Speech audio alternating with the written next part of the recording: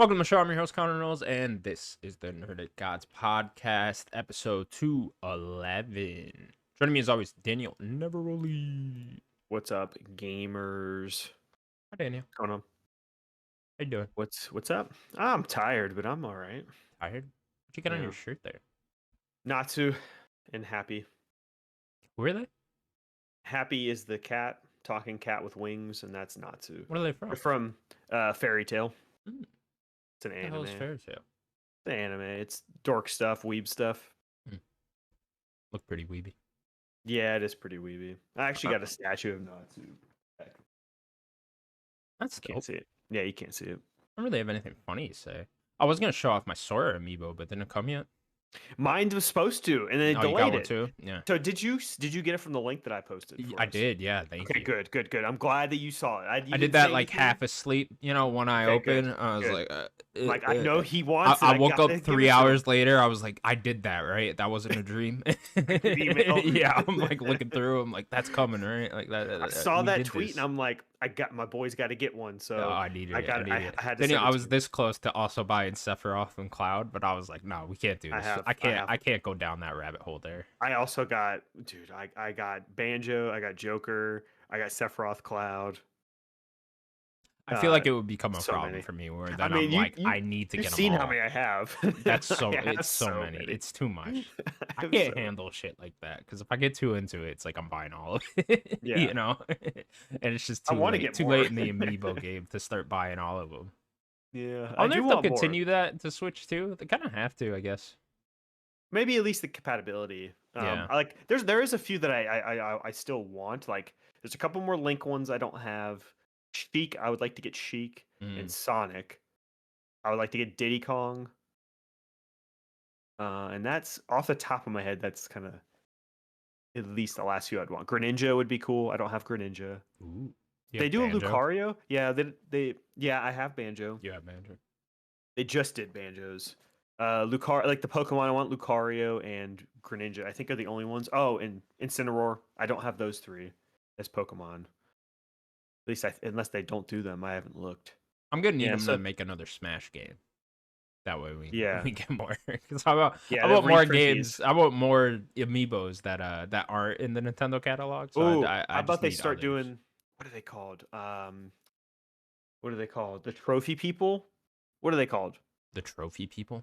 Yeah, it's the assist trophies. That's what they're called. Yeah. When you like throw those little like things and then it pops out. So that's like Shovel Knight's one of those. Alucard is one of those.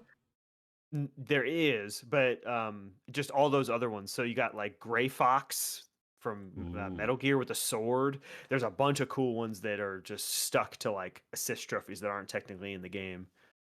That'd be cool if they start doing the assist. There's so much potential there, Mm-hmm. Nintendo, just make toys. Yeah, they used to. Oh, we want. Didn't they make like cards or something at first? Yeah, they had like one of those grabbers. Remember those grabbers? You like press the button, like the long arm grabber things. Oh, like they made one of those. You play as like the yeah. No. Yeah, you can like grab things. It's like you have like a handle and a button. And you're talking about when like sometimes it's like a dinosaur head and you yes, but like a regular grabber. Okay, gotcha. Yeah, those are actually there's regular grabbers. Those are grabbers. Useful things. Oh, okay. Yeah. I just remember seeing them at the zoo and it's like a fucking dinosaur head. The dino ones, yeah. And clomp on shit with it. Yeah, they've also made playing cards and stuff. Wasn't that like the original thing? Like they make cards? Yeah, then I think they did toys after that. And that was like in like the late 1800s, right? I think so. Wasn't it? I'm not making this up. That's a real thing, right? Yeah. They've been around for a long time. Nintendo's that fucking old, huh? Jesus. Almost as old as Sims. Wow. You got him. Had to get one shot at it. You got him. Well, I mean, hey, man. He's an old man. He's an old man. He's 5'2", small hands. I'm sorry, small hands. Works not in big hands. Small hands. The smallest hands you've ever seen. 11 kids, works in a coal mine. It's a rough life for that man. He's got it rough. He's 96 years old. It's just crazy. All right. It's been another busy week in the world of video games, everyone. Surprisingly busy. I guess maybe not that surprising, but it's been very busy. So. Busy for everyone too. All the big three. Yeah, they're all out here. We all out here to play. First up then. From Software has finally given us a trailer for Elden Ring: The Shadow of Erdtree. The DLC will be the largest expansion the team has ever created, and it launches on June 21st, excuse me, later this year. Daniel, finally, you've got some news about this DLC. We've been waiting. It's been what? Yeah, it's been. Is it like 2 years today or something since that game came out? Right around now, yeah. So pretty much exactly 2 years since the game came out. They announced the DLC early last year, probably. Yeah. When was that? Yeah, something like that. Something like that. Yeah, so been a little while. So here we are, about 2.5 years later. We're getting the DLC. Daniel, I got more details for you if you want to hear them. Yes, please, because they said it's so you put it in there. It is their biggest. So I think their previous, I could be wrong. Their previous biggest, I'm gonna guess is Bloodborne. Bloodborne had like 6 bosses, maybe. I could be wrong though. Well, they got 10 in here, 10 new bosses. Yeah, or maybe it was Dark Souls 3. Dark Souls 3 had a big DLC too. So yeah, largest expansion to date. Guided by Miquella, enter the Shadowland, a completely new world from the lands between. Seamlessly travel back and forth between both lands. Here you will meet others who follow in Miquella's footsteps. There's new weapons, skills, and magic. New storyline, bosses, dungeons, and more. Some other random stuff here. Difficulty will be similar to the end game of Elden Ring. That's scary. Poison Swamp confirmed. So get ready. There's another Poison Swamp. Yeah, we're out here.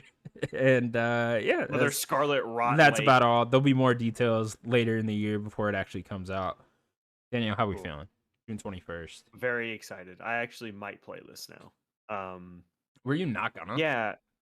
I don't know. I don't really tend to play DLC because, like, I did play the one for Bloodborne. When I played Bloodborne, at the beginning of last year, I think is when I beat Bloodborne. A bit different when you're playing the game and the DLC is already out. Exactly. Yeah. Then it's just like, well, that's part of the game now. And how From does it, it's always integrated. Yeah. So it's not like you're like doing a different launcher. So like I basically had to like use an item in Bloodborne, and I like was in a different kind of like time. They also have like a weird different time thing.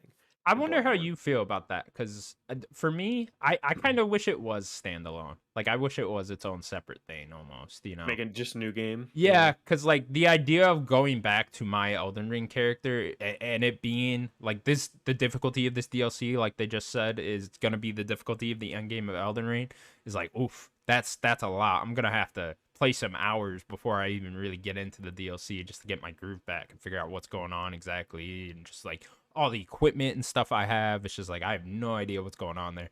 Luckily, I left some stuff at the end game of my Elden Ring, so maybe I just like go do that. You didn't beat Millennia, did you? No, I didn't. Right? No, yeah. You should that area. Millennia. I fought her once, but I didn't beat her, so then I was just done with the game at that point. So I was like, whatever, fuck it. So maybe go beat her, get relearned. Yeah, reacquainted with the game and stuff. Yeah, maybe that'll be a good way to do it, and then jump into the DLC would probably be how I go about it. But yeah, I do kind of wish it was like a standalone thing, because this feels, I mean, this is a $40 expansion if you don't know. So it's going to be big. Oh. Yes, $40. So, I mean, that's almost the price for a full game. I mean, we're getting up there, I guess. I mean, it's going to be as much content more content than a lot of games. So he said it's as big or a little bigger than Limgrave. That's a huge area. Yeah, I mean, that's a huge area. That's like, what, a fourth of the map, probably, something like that. Isn't that not the biggest area in the game? I don't know, maybe, because when you get up to that snowy area, a lot of that's like blocked off though by the cliffs, you know. So, it's really windy in that snow area. Yeah, that too. And then I feel like the castle area is so like deep and rich with stuff that it's just like that almost might be the biggest. But yeah, it probably is. So yeah, I don't know, man. I'm very excited for this, but yeah, kind of wish it was standalone. Yeah. Yeah, I'm very excited though. Yeah, $40. The statue looks really cool. Like I like that guy, whoever that guy is. We were talking earlier. I don't know if that's Miquella or not. That could be someone else. Because like Miquella, like in terms of the lore, I think Miquella is supposed to be cursed to be forever young looking, and that it was not a forever young looking person. That was like a full adult. So I think that if I'm gonna guess, that's someone else. But Miquella might just be guiding us. You said that Miquella's gonna help us, so. We like that body in that cocoon that they show in the trailer, like it's supposed to be Miquella's body. So I doubt that like that impaler looking dude is like Miquella. Yeah, I wonder if it's like you're playing almost as Miquella, but with your character, you know, and you're like kind of going through Miquella's story. I wonder if it's something like that. Maybe I'm just theorizing too far. I don't know. I need to brush up on the Elden Ring lore beforehand. Watch it. Yeah. I saw someone post not post, but someone like replied to a comment from Soft. It was like, "Here's a 35-hour lore video on Elden Ring. Like Jesus, love it. So good. Where's Vati Vidya's breakdown? Is that an hour-long breakdown from Soft Guy? Yeah. He's gonna do an hour-long breakdown of this trailer. Each detail. The trailer's like 3 minutes. Detail. It's crazy. I do want to say, like, the hardest bosses in like Dark Souls 1 and Bloodborne, which are the 2 ones I've played the DLC, are pretty much like in the DLC bosses. Yeah, that's what I've heard, right? Like normally the DLC does have the hardest bosses, which I guess you would want, right? Makes a lot of sense. Yeah, for sure. So like is this Impaler looking dude gonna be like Heart of the Millennia? Probably. You'd have to imagine, right? Yeah. That's gonna be dude. tough. I love that one, the like fire cage guy that you were fighting on a horse in the trailer. What was that? It was like, what is that, giant bucket? It looked like the lava monster from fucking Hercules. The lava monster. Yeah, I'm like, wow, that's fucking cool. Can't wait to fight that thing and die over and over again. There's also that cleric-looking, beast-looking thing that kept transforming. Oh, what was happening there? Like a lion, sort of. Yeah. But it had a human foot. It was man bear pig. Is that what it was? It's man bear pig. Awful. It's gross looking. So yeah, awesome. Finally got a date here. Looking forward to it. I mean, this is like I was saying before the show. This feels like just a new game to me, almost. You know, it's especially the way it's being launched, the way it's being talked about, stuff like that. It feels like we're hopping into a brand new, almost Elden Ring 2 here. So yeah, very excited. Been long enough. Excited. Like, give me some more From Software. You know, they're just killing it out there. Yeah. God, the shots in that trailer though, fucking awesome. Oh, dude. I was talking about that shot with the big tree. Yeah. That shot is really good. There was a dude standing with a sword like this and with like red behind him in the sky. Oh my god, dude. Their art direction it's ungodly how good it is. Yeah, they're just nuts with atmosphere and all that. It's just crazy. So looking forward to it. June 21st. Let's go. One last thing. What did you call this area? We're not in the lands between. Where are we? What was the name of this place that we're going to? Whoop. Let's see here.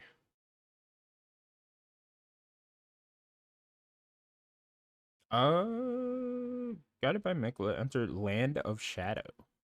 Land of Shadow. Yeah. Interesting. Yeah, I wonder what that is. The shadow of the Erdtree. I have no idea. Yeah. Fascinating. Very curious. Very curious indeed. George R. R. Martin not involved. So he already did the lore. I would love to know how much he actually did. Like, what did he do? Apparently, he wrote a lot of the background lore of like ancient lore to this world, and then on top of that is when the From Software people develop the story from there. Okay. So he did a lot of like stuff to get them going. Jot down notes on a piece of toilet paper one day. There's a big tree. Yeah, like the brother and sister are fucking. Wait, that's Game of Thrones. No, you guys don't want that. All right, scratch that out. Scratch that one. You're telling me Melania and Mikla weren't fucking at some point? I mean, they might have been. Well, he looks like a little boy though. You see that hand? He got a big hand. Well, it means he wears big gloves, right? He's a little boy. He is. He's supposed to be a little boy. I know. He's cursed to be a little boy, and he's fucking his older sister, who just looks like a old ass demigod. No, she's mangled too. She's losing legs. Doesn't she not have a hand? They complete each other. She has one arm, I think. She has one arm. Where's your statue? But I think this arm's gone, and I think she's losing her legs too. Rough life. Scarlet Rot. Rough life. All right. Let's move on then. We got some Xbox news last week. Late last week, the Xbox podcast, Phil Spencer and crew clarified the plan to bring Xbox games to other consoles, saying it'll be just 4 games coming over at first. Well, not at first. That's I'm injecting my own opinions there. Okay. Okay. And then we also got news that Diablo 4 will come to Game Pass sometime in March. I believe it was March 28th, something like that. Yeah, Uh, somewhere around there. and then towards the end of the podcast, they said there will be some type of new hardware announcement at the end of the year, saying it'll be, quote, the biggest technical leap in a hardware generation. Hmm. Are those two together, or is that two separate things? What do you mean? So the new hardware we're getting, that's not the hardware leap, right? That's next gen is the big hardware leap, and then this Same, one's like whatever the new hardware announcement that they're gonna have at the end of the year will be the biggest technical hardware leap for a console generation. Okay. So I guess that's gotta be a pro version or something like that, then, right? I mean, a lot of rumors Xbox might launch a new console just straight up in 2026. Like they might go ahead of PlayStation. Yeah. So it could be that. I don't understand how it could be the biggest hardware leap. Well, if I'm being honest, I don't understand how it could be the biggest hardware leap in general. Like I don't think you're not passing the 2D to 3D? N64 to fucking whatever the gen after that was, or even PS2 into 360 era. I don't think you guys are getting that far. 2D to 3D and NES or SNES to N64. Yeah, no, great point. Yeah. Like that too, right? It's like I don't think we're ever seeing a hardware leap as big as those ever again in our lifetime. So I don't know. Take that for what it is. I think she's just marketing speak right there. But yeah, I don't know, man. I wouldn't read too deep into that quote. Okay. And yeah, I'm curious. But very curious to see what the hardware thing is going to be. Yeah. I mean, since we're starting there anyways. I think they said this to make people stop worrying that Xbox is going to bow out of consoles just in general. I think they just said that. This whole podcast to me, man, was just really like, we got to calm people down. So let's just say a bunch of things here. Yeah, I think that's what it was. Because like Phil was also hinting at like that they already had planned on doing something in this vein, but not this early. It sounds like they were still trying to hash out what they wanted to do and how they wanted to do it, explaining their future and stuff, but it sounds like they got rushed because of all these wild rumors and all that. Which is very odd to me, considering yesterday we get news that a couple Xbox games are coming to Switch. So and those were like confirmed, and maybe they were holding back, saying Hi-Fi and Sea of Stars were coming to PS5 still, but still we would have seen that Pentiment and Grounded are coming to Switch at the Direct, and it's a little odd because it's like, you guys weren't gonna say anything then after that, Yeah. I think that they knew that Nintendo Direct existed, and they were both going to be there. So they were probably like, Phil also was like, he wants the developers to announce it themselves. So he probably couldn't say anything because Nintendo has the rights to announce it themselves, right? So yeah, like no, I get that, but it's just like if whatever press conference or podcast they were planning on doing was supposed to be in March and this was already set for February, it just would have been very weird to have Xbox games that we see confirmed already for another console, but without any sort of plan, any sort of groundwork laid out already, Yeah. Yeah, it's a good point. Yeah, I'm but not whatever. sure. Neither here or there. It doesn't really matter now. Not anymore. Yeah. Yeah. So we finally got this podcast. A little bit more clarification here. What do you think? Just high level thoughts here. Yeah, I think that they definitely talk. A lot of like executive talk, a lot of talking in circles, but that's pretty much all of them talk in circles. From every executive from every company talks in circles. But I think they were mostly clear about where they think the future is going. They kind of hint that they are probably not going to be the only ones that put things everywhere at some point, whether that's a year down the line or 10 years down the line. But I think they did an okay job at explaining. I think that everybody was freaking out and it was kind of a mess. So I think they did enough to alleviate that. But I don't know. I still think that if their future is going to be completely third party and not really having physical hardware themselves, maybe they'll do something simpler like a streaming device or something, but not actual console. They just do that and they just become a third party, then I feel like they need to rip the Band-Aid off. But yeah, at least right now they're not. So yeah, I'm with you with the ripping the Band-Aid off, because it's just like, okay, you're saying 4 games, and then you clarify just 4 games. then the next sentence feels literally like, I think over the next 5 to 10 years, console exclusives will become less and less of a thing. So you're pretty much just saying that you are planning on putting more games on other consoles and other platforms over the next 5 to 10 years.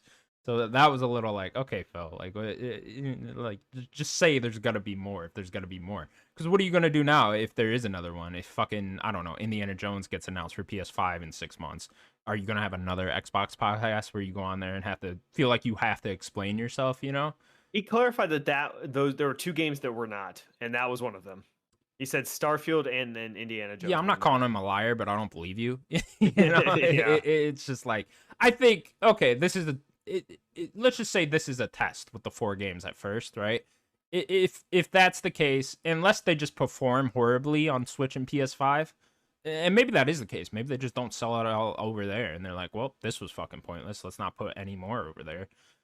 But I seriously doubt that's going to be the case, and then they're going to want to put more over there. So I don't know. It's just it's a very weird thing to just say, yeah, there's only 4 for now, and then tell your fan base that we're only doing 4 right now. But when everyone else just assumes that you're already doing more, I don't know. I wish they would have laid out more of a clear plan there. Like I was saying, a roadmap. Yeah, I was saying like they should have done a couple weeks ago. I was saying they should have done like Bethesda games will come 6 months to a year later. Activision Blizzard are just staying third party, and then we'll keep the Xbox games for as long as we see fit, you know, the mainstead Xbox crew. And that would have been a good roadmap for me. But now it just like I was saying, I do feel like now you have to do this sort of podcast thing every time you announce one of these. I think that they might not know what they want to do yet, though. Sure. So I think that I'm going to give them the benefit of the doubt where they're maybe still thinking about that kind of stuff. They have time to, right? Like this is not a company that I think is going to go away no matter what. They just have too much money, you know? So I think that they have time to think about how they want to roll these out, you know, and how they want to expand Game Pass or, you know, evolve Game Pass or anything like that. Or put games wherever Switch. They already do a PC and also on PlayStation. So they have plenty of time. I think that it probably will go that way. They're going to have to deal with the problems that I talked about last week or 2 weeks ago, whenever that was. Yeah, it would have been 2 weeks. Where it is the digital library and how that's going to work. If they're going to kind of like somehow deal with that or keep it, who knows? Your saves, which kind of goes with the digital library, and then if they're gonna get out of the main hardware business, are they going to keep the other things that they do, which are the controllers and that kind of stuff. So yeah, I still think they have other questions that aren't just. I don't think that stuff's going anywhere for now. For now, no. Like, yeah, I don't. I mean, I think, like, I wouldn't worry about that at all. You know, and I just think those 3 questions for the time being. You know, because it's just they just need to think about that though. Yeah, and I mean, I do think he's right on exclusives becoming less and less of a thing. I mean, we see so many games going to PC from even PlayStation now and stuff like that. But it's just, I think his future only exists where if we get to the future where these are just launchers on your smart TV, you know, where PlayStation and Xbox and Nintendo are just launchers on your smart TV, and we're all just streaming our games through that, you know, and we just got a controller and we're all just streaming the games through a TV. I think that future only exists where exclusives don't exist. What he's saying, where exclusives are less and less of a thing, if that ever does happen. Which it's seeming likely that it will at some point. Like, we'll all just be streaming our games. But I don't know. I mean, like, good luck convincing PlayStation and especially Nintendo to get rid of exclusives, right? It's like they built a business off that. Their entire business, I mean, especially Nintendo, their entire business revolves around their exclusives. It's just, I don't see a world where that goes away in 10 years, really. Yeah. We talked about how Microsoft, as a company in general, not necessarily just the Xbox division, they are constantly looking forward and ahead. And not always 100% right, but they'll be right with something, but they'll be so bullish and so far ahead that it's just too early. Mm-hmm. And then they kind of fizzle out on it, right? And it's just like, is this another one where they know exactly kind of what the future's going to be? They're just too early and just too bullish about it and too far ahead, you know? Right. Like if they could just hold out just a little longer, and maybe that is what this is. They're just holding out for everyone else to wake up and see that maybe digital and games everywhere is the future. Right. Like because we talked about what last week, right? PlayStation's not doing as hot as I think it seems like they're doing. Like they're doing very well and they're very successful. But they're kind of stumbling a bit too. So maybe they need to start putting games everywhere too. I think, looking at Helldivers 2, right? Like that game is succeeding because it's on PC. Right. I wonder if it was only on PlayStation, would it be doing this right now? I would guess probably not. Certainly not. I mean, Helldivers 2 especially, it's like the numbers for that are interesting because they like cap the servers at 600,000, right? And you could see that 400,000 people were on Steam. So it's like, oh, okay. There was only 200,000 people playing on PS5, right? Which, I mean, there's the whole server thing sounds like a mess on that game. Yeah, but maybe there'd be more, maybe there'd be less. Who knows if the servers could handle it.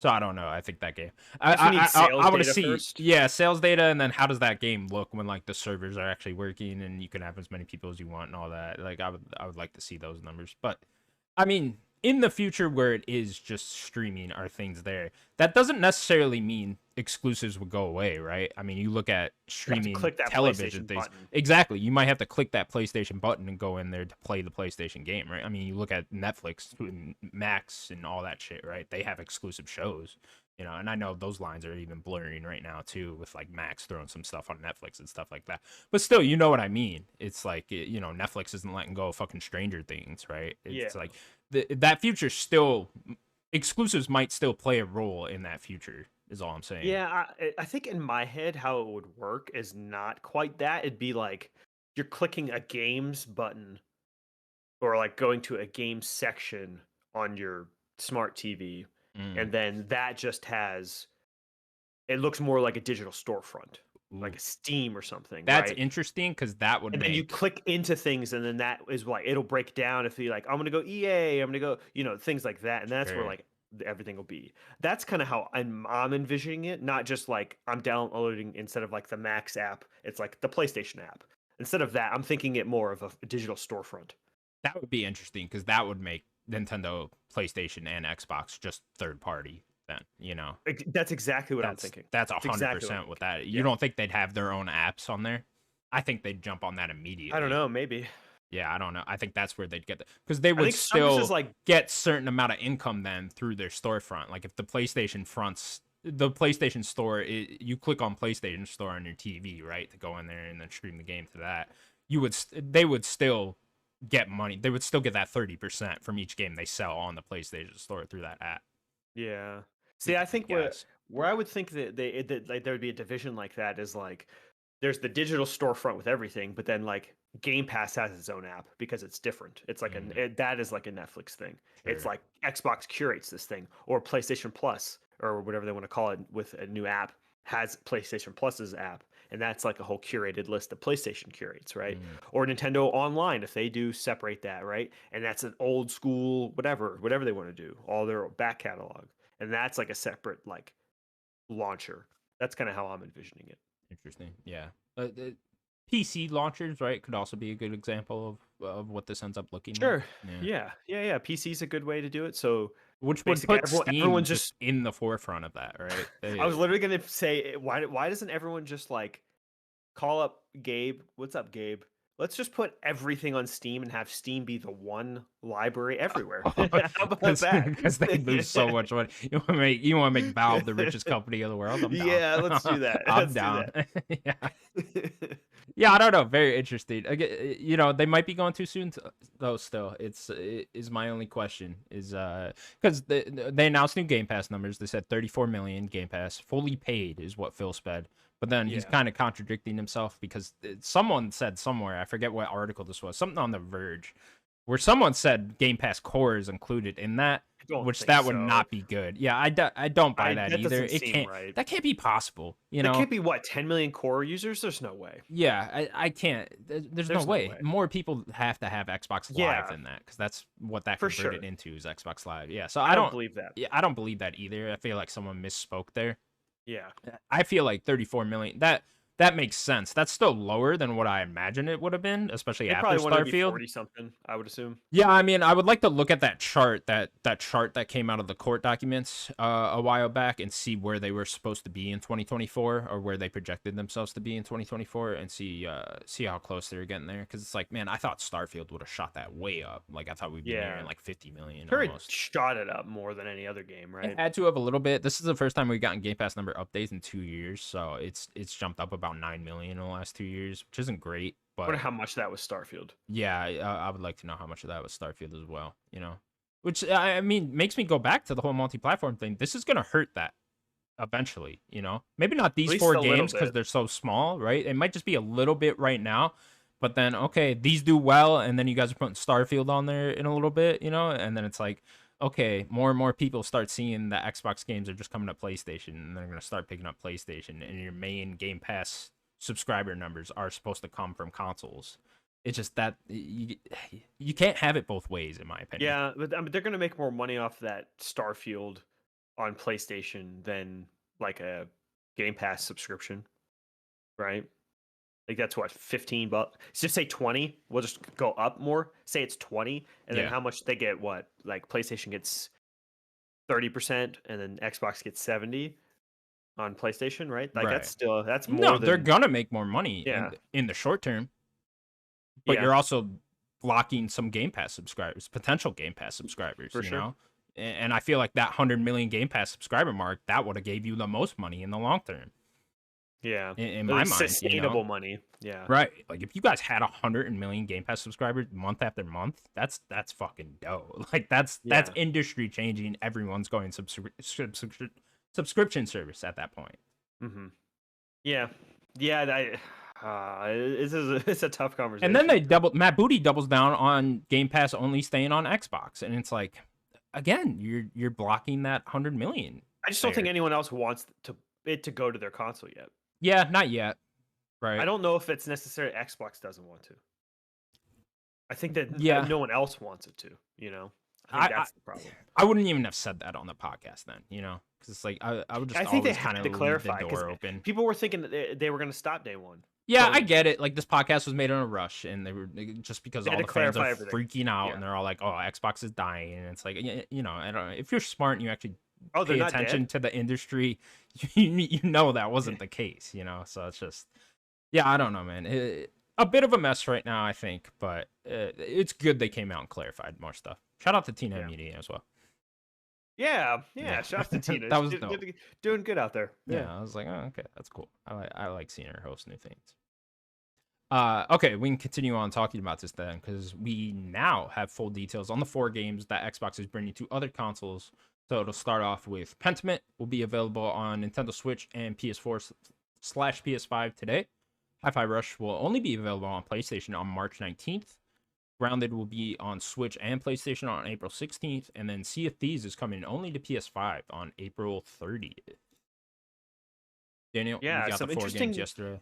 Interesting little things there that we'll clarify. So number 1, I'm going to say play Pentiment.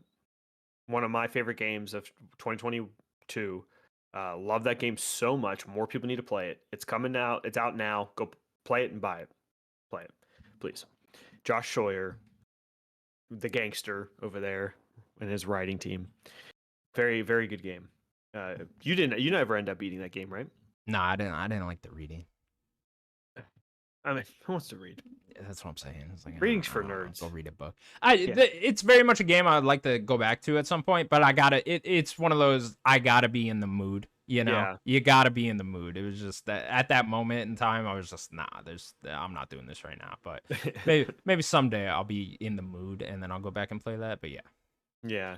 Hi-Fi Rush, another great game. Go play that game. It being not on Switch is very interesting. That just seems like this game is just. I'm sure they're kicking themselves that they couldn't get it on Switch. My guess, if I'm gonna try to big brain guess it, the game has to run at certain frame rates, right? Because the game has to be on a consistent beat. Yeah. And have that, it has to all work together. The Switch is just underpowered, and if it can't do that, the game's not gonna. The game's core has to run well. We need a new Switch so bad. I know. Did you see Grounded? It looks so bad. It looks so bad. It didn't. I was like, "What is this knockoff Grounded? Yeah, what the fuck? Yeah, Fisher Grounded. Price Grounded? What? Get the fuck out of here, Mom, we have this at home. You know that meme? It's like we got Grounded at home, and that's Grounded. It was just the ugly that popped up on the direct, and I was like, "What is that?" Yeah, So Grounded's another one. It's cool to see Grounded on Switch, but it doesn't look great. No, I hope it runs well, and I hope it sells well because I think that's a really cool game. And then Sea of Thieves. There's no way that game's running on Switch. Too much online components. I thought maybe because it came out so long ago at this point, right? It's like, what year was that game? 2016, 17, something like that? Ooh. Yeah, maybe 2018? Oh, was that late? Interesting. Okay. Somewhere around there. I mean, it's still a while ago. Yeah, there's no way that game's running. You see those waters? You think the Switch can render those waters? I mean, it wouldn't look like shit. It's the best looking water in video games. I'm surprised they're not doing the cloud streaming thing with Hi-Fi and Sea of Thieves. No, they're like, we ain't fucking doing that. We get our own cloud streaming. We have our own cloud streaming stuff. So yeah, it seems like they were just waiting for the Nintendo Direct to drop before they could clarify what the 4 games actually are. See, there we go. I don't know. Really good set of games. I'll probably buy Hi-Fi Rush at some point. Again. Yeah, maybe before the sequel comes out, play through it, get the trophies, something like that. If there is a sequel, I don't know. But yeah, make a sequel.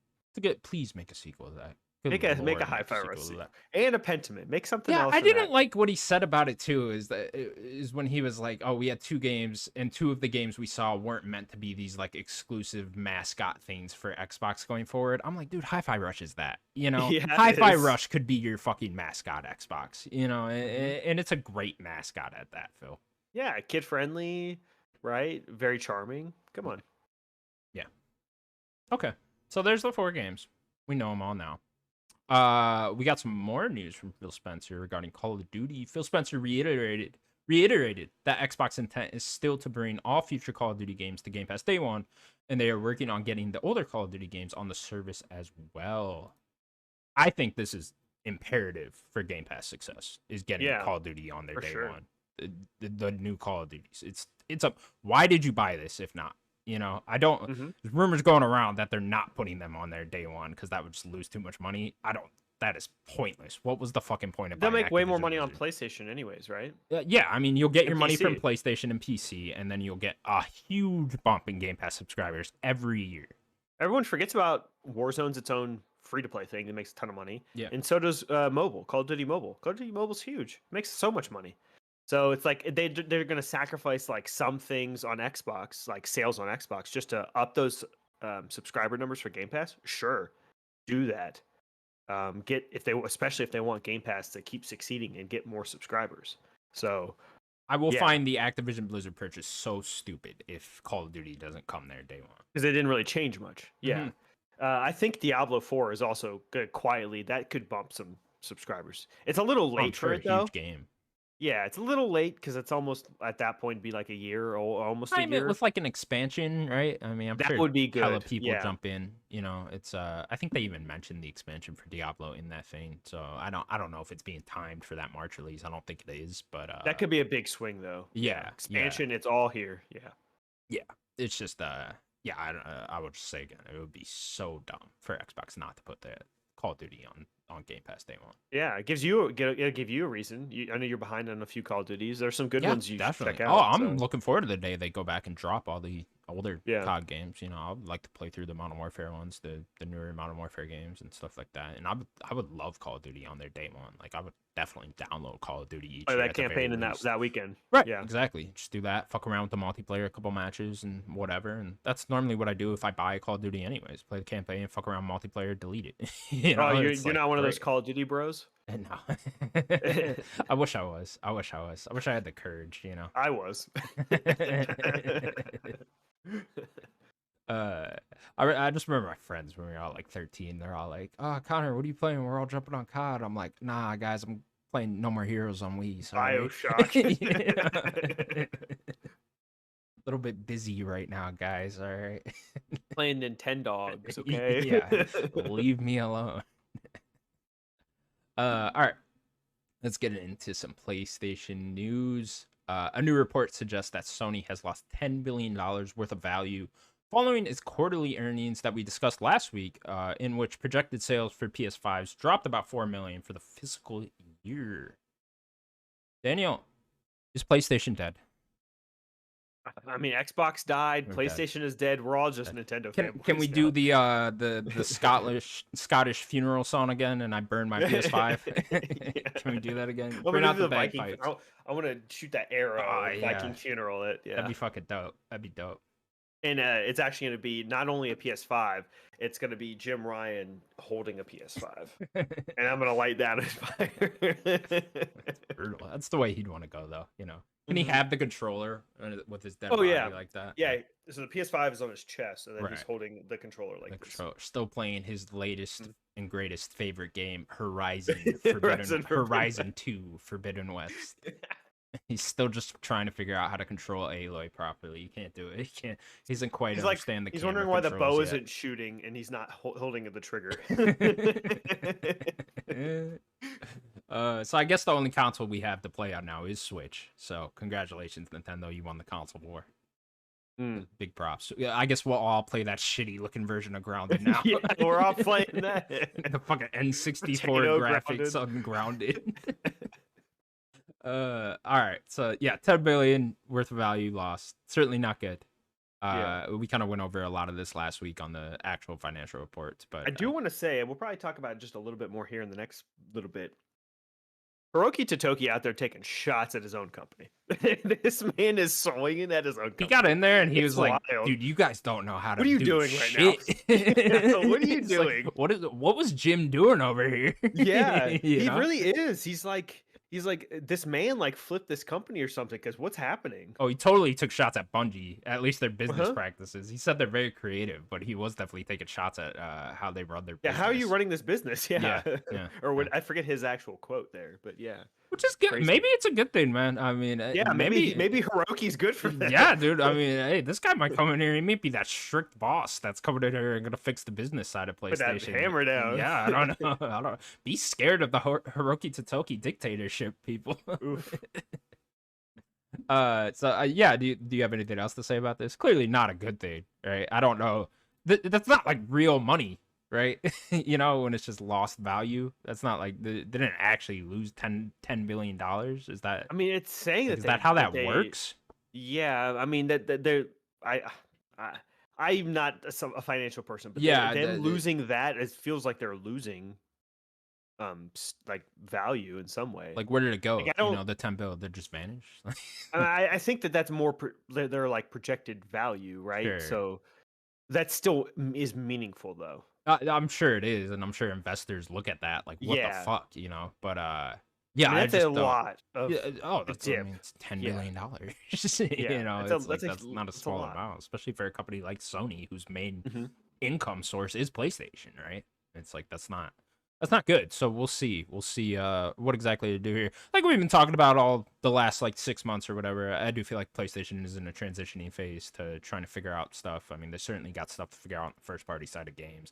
And then obviously getting a new president in there. Maybe Hiroki Totoki will just take over forever and we'll just live under his dictatorship from now on.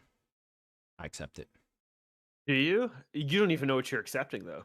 No idea, but you know, he looks like a mean man, so I don't really want to get on his bad side. He does look like a mean man. Let's hold off on the Hiroki Totoki jokes because he might come after us. You know, he might. We gotta make Hiroki Totoki emojis.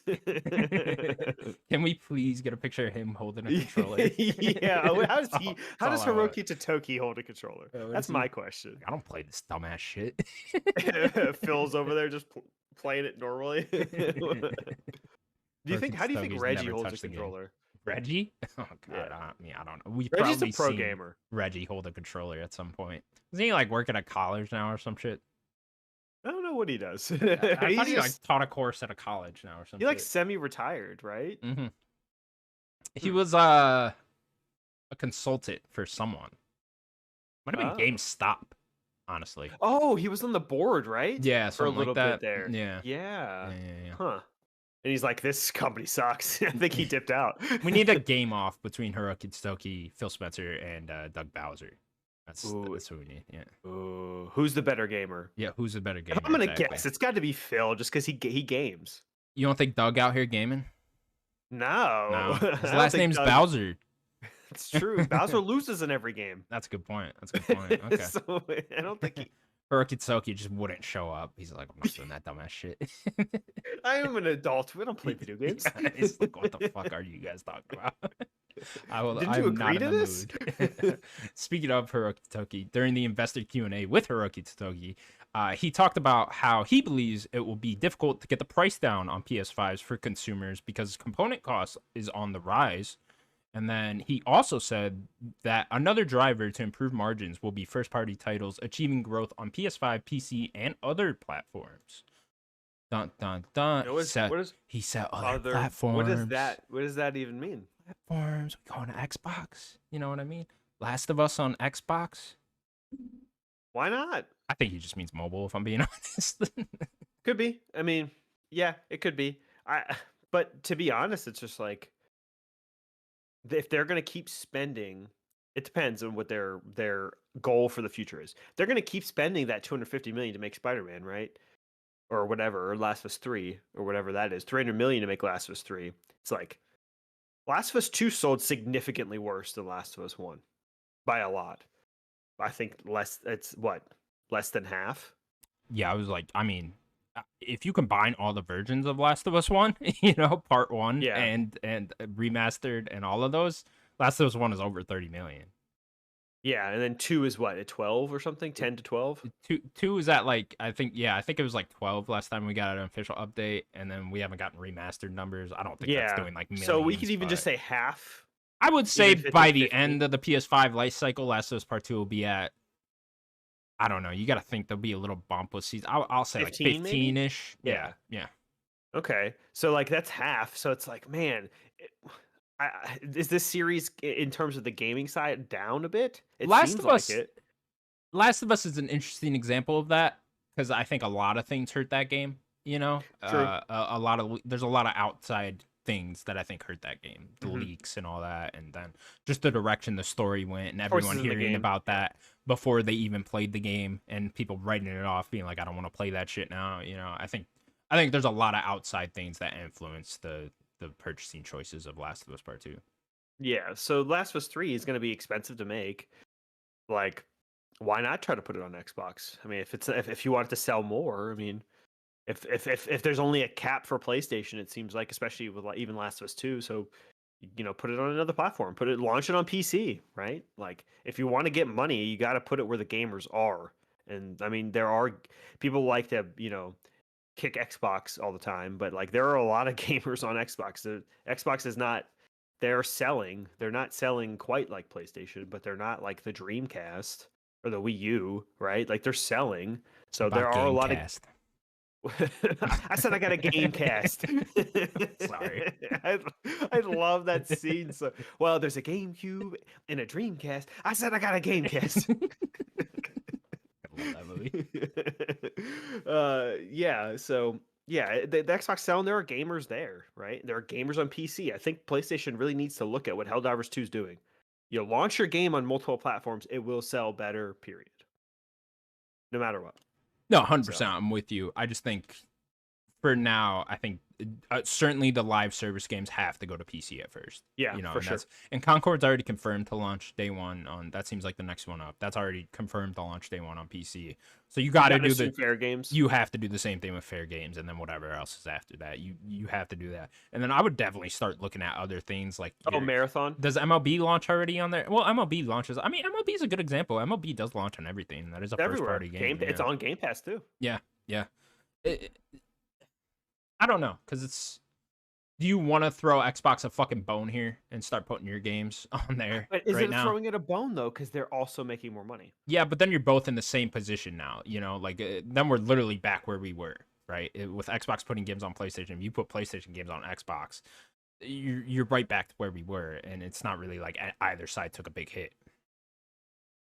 Yeah, I just think these companies just want to make more money, and I think they might take. Yeah, it's short-term and long-term money, though. You know, you got to think, which one do you want? Do you want the money right now? Because then you go on Xbox right away. Yeah, but it could be longevity of keeping your company around.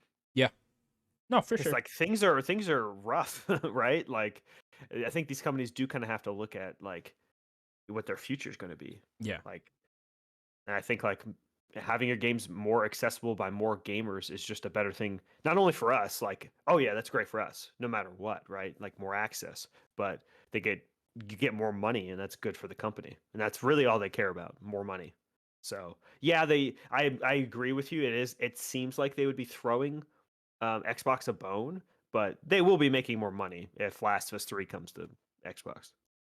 Sure. I mean, depends on how much that would actually end up selling over there, for one thing. And then it would totally depend on if, I mean, like, would it go on Game Pass right away type of thing? You know, it's like, are you guys just straight up selling it over there? You said, like, it depends how much. And then you're hurting your console side, and that is a big thing for PlayStation still, is that console side. I mean, how much did they stress that 30% that they make off the games? Just selling it on their storefront, right? Just throughout that court case, that was the main thing, their main argument throughout the whole thing. So we know that their entire business relies on that.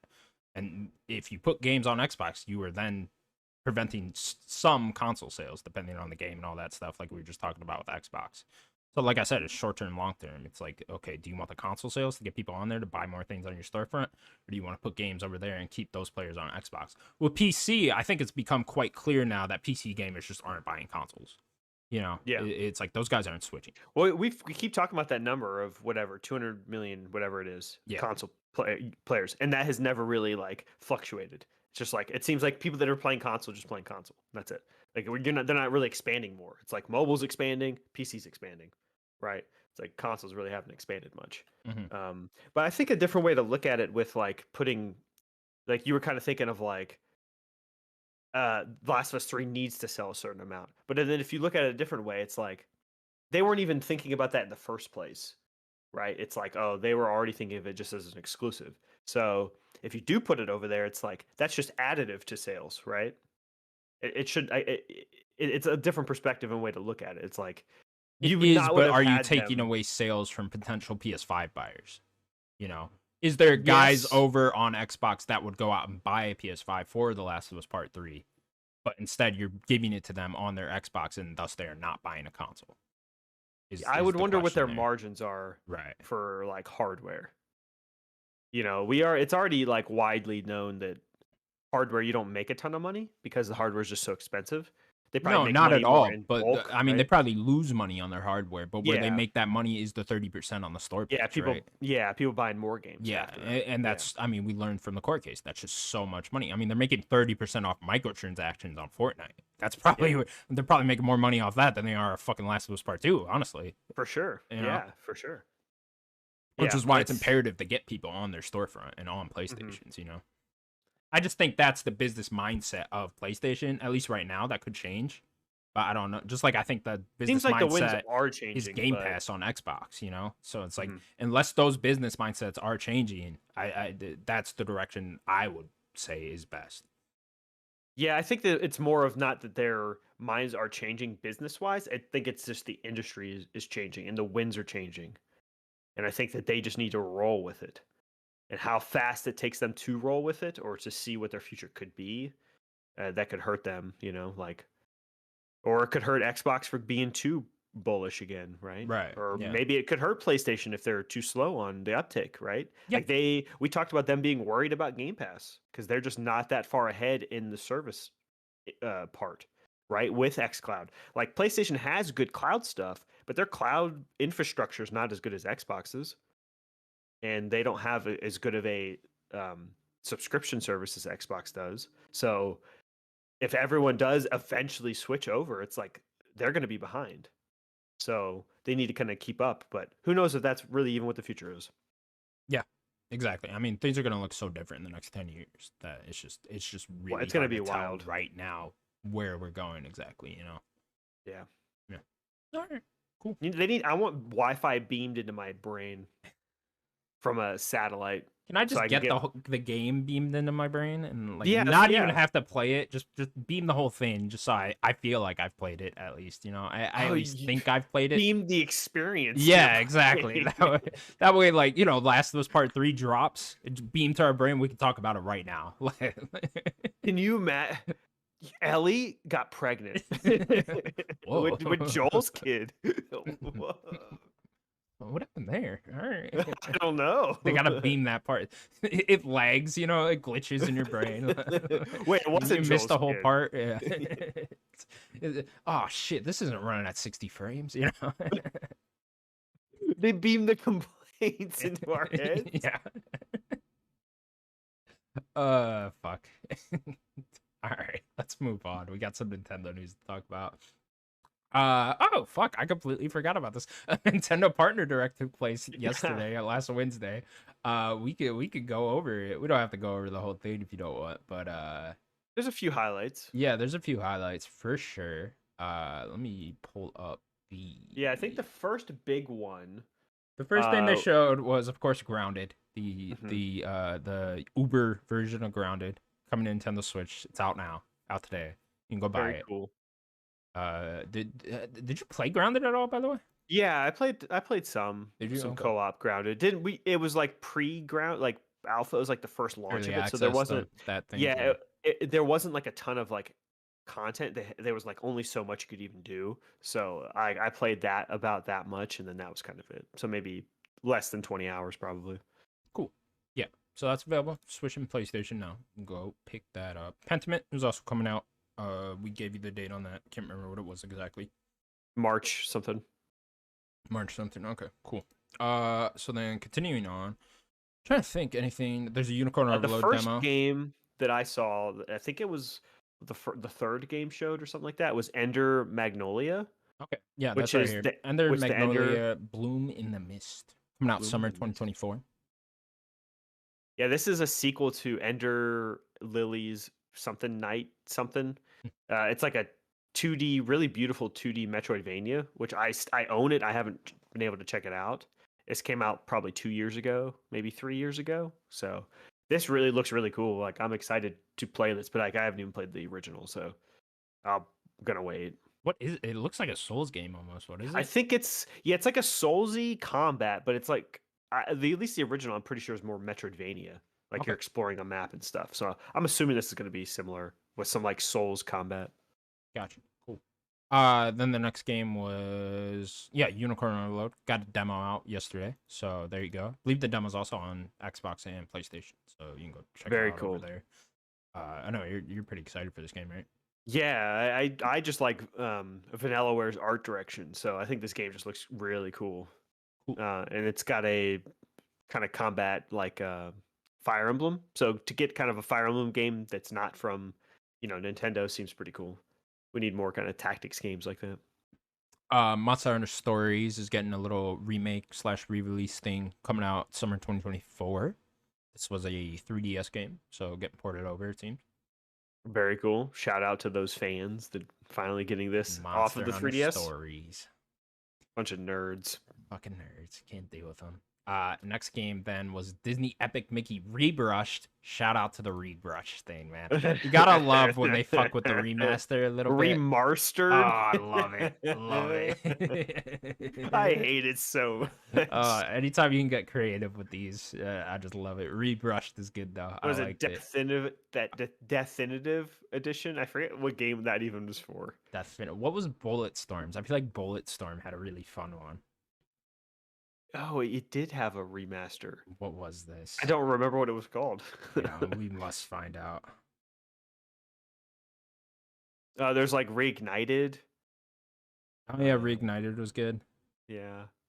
Full clip edition. That's not that fun. That's not as good. It's not that fun. Insane Trilogy's a good one. Insane Trilogy was good. That's good. Yeah, I can't think of any others.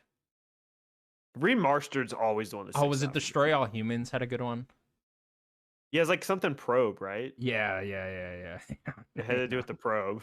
We should do a ranking list of all the remastered names. Remastered names. Let's Yeah, it was Destroy All Humans 2 Reprobed. reprobed. Yeah, Yeah, that was good. That was good. love Anyways, it. there's these Epic Mickey. I never played this game. Looks kind of fun. Fun little 3D platformer. I remember I went to Yeah. Disney World and the marketing and this game was like just coming out. So this must have been forever ago at this point. And the marketing was just all over the place for this game. And I was like, oh damn, this game's gonna be the shit. And I never heard about it again. I technically own the second one on backwards compatible.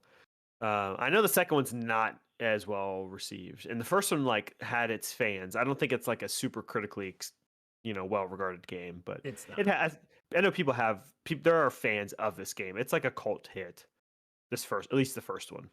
Yeah, I like the way it looks. I like the art style and all that. So maybe I'll check it out at Yeah, some point.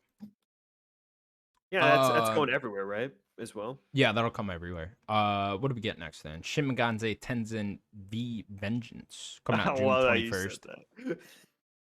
Is it 5 Vengeance? Is that what it is? No, it was the whole. Oh, you just want the whole thing. No, I just loved how you said that.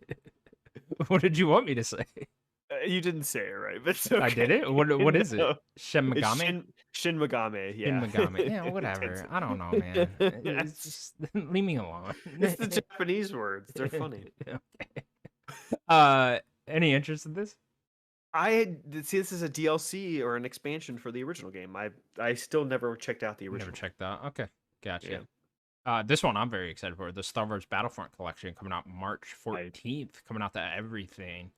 Daniel, let's fucking go. Let's get go. all the Battlefront games. Now, I have fucked around with these on backwards compatible already. I was gonna at say, least the I already ones. own them both. yeah, I did fuck around with them on there. But the online coming back on is cool for that. That'll be very fun. And then the touch-ups they're gonna do on that. Aspire is really good at this, actually. This is what they're good at. They should not be in charge of fully remaking Knights of the Republic. But they also did the Tomb Raider collection, which is actually a very good visual upgrade. I watched like the Digital Foundry on that, and they were comparing the last one side by side, and they did a very good job with that collection of making it look like the original still, but just a lot of really good touch-ups. So I'm excited to see what they can do with Battlefront on that end. But I fucking love these games, man. That was Especially a time. Battlefront 2. What a time to be alive with Battlefront 2 rolling into episode 3, right? When I was a kid, I was like 8 years old. I'm playing Knights of the Republic. I'm playing Star Wars Battlefront. Star Wars Episode 3 is about to come out. I'm like, let's fucking go. What a time. That was the era that made me fall in love with Star Wars. So Battlefront series always will have a special place in my heart. Yeah, Battlefront 2 is probably my favorite Star Wars game of all time. Oh, really? Oh yeah, I don't really think anything else competes. It's just my memories, right? And like Battlefront 2, I would always go to Mos Eisley. You could do heroes versus villains. Oh yeah. That was the thing I would do, because who doesn't want to play as Han Solo, and all that. Running around, Han Solo was so fucking fast in that game. He could shoot so quickly. Oh, dude, I love the whatever the rain planet in episode 2 where the fucking clones are made. I can't remember what the planet's fucking called, but you go there with Han Solo. And you can just jump across every fucking thing. Like there's supposed to be things way across on the other side of the map. Han Solo, you get a good sprint going. You could just fucking jump way over there. Just fuck shit up with him. It was a good time, man. Battlefront 2. Yeah, I love Apparently that they're game. adding Asajj Ventress. Ooh, really? And I think they're doing Asajj and Kit Fisto. So they're adding a new hero, new villain. That's fun. I like that. I Love like that a lot. Ventress. So yeah, I'll be picking this up day one. So just to fuck around with it, that'll be a good time. Moving on then. Sword Art Online. Fractured Daydream. Coming out 2024. What a weeb game. Yeah, I don't know what the fuck that is. Nobody wants to play that. Gundam Breaker 4 coming out. That looks pretty cool. Like, I like the customizing the Gundam. Yeah, I like that he has like a lightsaber and a shield, and it's like, all right, that's cool. This I have exciting. Armored Core. Yeah, I still gotta play that. Super Monkey Ball Banana Rumble coming out June 25th. New Super Monkey Ball game. I've always wanted to play one of these. I never have. I played very little of one of them, but they always seemed like stupid fun games. Yeah, they look fun. Flipping the map around, trying to get to the end as quickly, try to break the game. That's like the original speedrunning game that was built in, because it's like try to break it just so you can get to the end as quickly as you can. Yeah, it looks right up my alley, so I might pick this up, honestly. But is there like a HD collection of like the older ones or something? There's a few on modern consoles. I don't Yeah, think that I they're remember like there was one remastered. released. They're not okay. I don't know what the I don't last think one so. was. I feel like I own one of them, so maybe I'll just download that. But yeah, game looks cool. I want to check it out at some point. World of Goo 2 coming out on May 23rd. It's console exclusive. Why are you gooing everywhere, Connor? I don't know, man. I don't know. I made a whole You gotta world control of it. yourself. Whole world of it again too. It's a lot of goo. Again, it's you produce sequel. a lot of goo. A lot of goo, man. A lot of goo. We out here. All right. We'll skip Fantasy Life, the girl who steals time, because that looks terrible. It just looked like an Animal Crossing game. It's literally Animal Crossing. I couldn't tell if this was the one that Maximum Entertainment made or not. I don't think it is. No, not Maximum. Shout out to Maximum Entertainment, man. We miss the greatest publisher of all time. Still counting down the days to the 2025 roadmap. Maximum Entertainment. just counting down. That's my reason for life at this point. I wake up. My reason for living. This game looked kind of cool. Another Crab's Treasure coming out on April 25th. This is a Souls-like crab game. Yeah, we've been seeing this game for a few years now, right? Yeah, it's been a while. I remember hearing. Was that Summer Game Fest? Maybe. I have no idea, but we definitely saw it at some point a while ago. But yeah, coming out now, April 25th. I don't know if I'll actually buy this, but he puts a can on his back. Yeah. And his shell is a can. Poor crap. Now you've got to play through a Souls game. Oof. Oof. You're just gonna die over and over again. So his life is a Souls game. Yeah. Pretty much the life of all crabs. That's rough. The next game that was shown then, Penny's Big Breakaway, out today, so it came out yesterday. I've played a good amount of this game. I guess we'll talk about it and what we've been playing. I can't wait to hear it. It's great. Okay, next game then. Let's see. Pepper Grinder demo out now. Coming out March 28th. Don't know what the fuck that is. You're like a drill looking thing. Pocket Card Jockey. Ride On. Out now on Switch. Ride on, gamers. Ride on. Contra Operation Gulag. Coming out March 12th. I like the name. I like Contra. I mean, yeah, a lot of people looking forward to this game, to be fair. Yeah. There's a bunch of rare games coming to Nintendo Switch Online. Killer Instinct. Yeah. Ooh, Killer Instinct. Yeah, the original Killer Instinct. That's cool. I didn't realize Rare made those. Oh, Rare made so many games. Interesting. Sea of Thieves, by the way, first time Rare is publishing a game on PlayStation. I don't know if you saw that. That's interesting. It's like, wow. Is that true? I thought of that. Yeah, that's what I read online at least, so it must be true. Huh. Yeah, because they were doing a lot of Nintendo stuff, and then they got bought by Xbox. Yeah. So yeah. Huh. Makes sense, I guess. Then the last game that was shown, Endless Ocean Luminous, coming out May 2nd. Daniel, you can explore the Endless Ocean. Yeah, I still would like to know what the objective of this game is. Are you just trying to find all the different species and then you're just exploring? Because there's no combat. Yeah. Oh, like what do you do? Like what they didn't do a good job of telling me what I'm doing and like what's the goal and the objective. I think it's just meant to be one of those where you just swim around and look at stuff underwater and like looks all pretty and stuff. That sounds awesome, but like give me at least. It does, but this game did not look pretty, you know. And I feel like games like this hinge on like looking. Switch. That'd be like Microsoft Flight Simulator looking like shit, you know. It's like you don't really want that, you know. It's unfortunate that's a Switch only game, I would say. Yeah, it's on Switch. That's why. Yeah. But okay, that was the Nintendo Partner Direct. A lot of rumors going around that, well, here, let's just get into it because this will kind of relate to the rumors. VGC is reporting that Nintendo's next console has been internally pushed to Q1 2025. One source suggested to VGC that the delay is so Nintendo could prepare a stronger first-party software lineup for the next console. Daniel. Yeah. It seems we are not getting the Switch 2 this year. Bring out the bagpipes again. Yeah. Nintendo's dead now, too. They're all dead. Wow, we just all the consoles are dead. That's called a turkey in bowling. You killed 3 in a row. You knocked 3 in a row. Guess we're PC gamers now. No, we're weebs now. I quit gaming. Should we both just kill ourselves on the video? PC. Yeah, no more PC gaming. I'm reading books from now on. Fuck y'all. Yeah, Now I can exactly. play Going to Pentiment. books. We're becoming a book and a music podcast. I'm down. I'm down. Yeah, it makes sense. I wonder if they're trying to hit the early beginning of the year again and kind of having that build so throughout the year. So I wonder if they're kind of planning it that way. Um, I'm fine with it. Like I'm not like in a hurry to buy new hardware. Like I want my Switch to be better, but like it's more money to be spending, and like right now I don't they don't really have that many games that I'm looking forward to that I think needs new hardware. I want to play just a few games this year, and unless Metroid Prime comes out, then I'm like I really want new hardware for that game. But like playing, a couple remakes and then the Peach game, I don't necessarily know if the Peach game's going to push the hardware. So I don't know if I need to switch for a new Switch for that game, but pushing limits with that Peach game. Yeah, that game pushing graphical limits. Switch.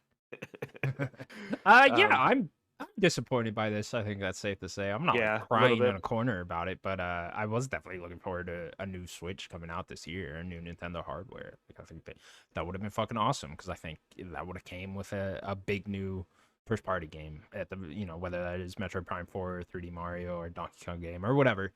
I think we would have gotten a fun, great new game with that. So I am fairly disappointed. I do think that it hits 2024 pretty hard in terms of like how great this year is going to be for games. I could see the fall being much lighter now than I was expecting last week. Yeah, no 3D Mario or whatever else they were going to have. I mean, I would have expected multiple. It's like if it was going to come out in like October, I would have expected like a 3D Mario in October, and then maybe Mario Kart in November, or something like that, or something like that. I definitely don't think they would have just had one. But early 2025. I actually liked when Switch came out in early part of the year. I think that was fun. It was a good way to like shake it up, and it felt interesting at that time, especially because I never experienced the console launching in spring, and it was just cool to usually get one in the fall or Christmas. Right. Yeah. So it was definitely cool to have that at that time, and that'll be cool again to do it again. But yeah, I am fairly disappointed we won't be getting some type of new big game out of Nintendo. Unless we do get Metroid Prime 4, Jeff Grubb is reporting rumors that there'll be a Metroid Prime 4 blowout of some sort in May. Or what are they blowing out? Samus, what are you doing? So I don't know. We'll see if that ends up being true. Maybe Metroid Prime 4 does come out this year. That would make a lot of sense, right? If there is no Switch 2 this year, put out Metroid Prime 4 on Switch, and then maybe you have a new version ready to go on Switch 2, a better looking version or whatever in Q1 2025. So I can see that. Yeah. That sounds about right. Okay. Sounds about right. Yeah. God, my Fantasy Critic just took a huge hit, though. Oh my God. Cries in Fantasy Critic. And you have Metroid Prime 4. I'm fucked. I'm just done. I'm done. It's over already. Already lost. It's only February. But none of us got Balatro, so. Oh, good point. And none of us picked up on that one. That's how I heard about that game. Jeff Grubb tweeted about that. He was like, I picked this game up for $1 the other day. And he's like, oh, why didn't you tweet that out and tell everyone, bro? It's like, why didn't you warn me? Why didn't you fucking warn me there, Jeff Grubb? Yeah, what's that game at? Like 92, something like that? Open Critic actually started it at 94. Did it? That's where it was at, yeah. Open Critic just updated their thing, so they have the 2024 Hall of Fame now. I've been waiting for this all year, where it's like, where's the 2024? Because it just said 2023 for so long. And I think, Final Fantasy VII Rebirth at a 93. It is the highest rated game this far of the year. Then how do you pronounce it? Balatro? Balatro, yeah. Balatro is at a 91 right now, second highest rated game. I guess it dropped a bit. Then it goes Tekken, Like a Dragon, Prince of Persia. Okay. 2024 kicked off. Hell of a year. Yeah. Shout out to Final Fantasy 93. It's fucking huge. I knew I should have picked that number one. Yeah. But I went with a hard pick. I thought I would have said like 80 something, so. I think 87 was remake. Yeah, that's probably around what I would have guessed. Something like that. 88, 87, yeah. Yeah, I wonder if it's going to drop at all as we get more reviews going out. Yeah, it depends how many it has. Because, like, if it gets over, like, 50 reviews, I've noticed, it tends to kind of just stay at that number. It might go up or down one. But, let's see how many it has. Yeah, it has 87 already, so I don't think it's moving too much. Not out of the 90s at least. Yeah, it won't be out of the 90s at least. Might drop to like a 92 or go up to a 94, but yeah, we'll see. 93 is sounds right though. Yeah, good for them. Good for them. Daniel, that'll do it for the news of the week. We will now move on to what we've been playing. Daniel, Yes. what you been playing? Still playing like a dragon. Not as much as I wish I would or was. I think I'm at like 18 hours. I think I'm in chapter 5 somewhere. Now I'm just kind of doing some stuff. I got the Sujimon stuff. I've not done the first gym yet.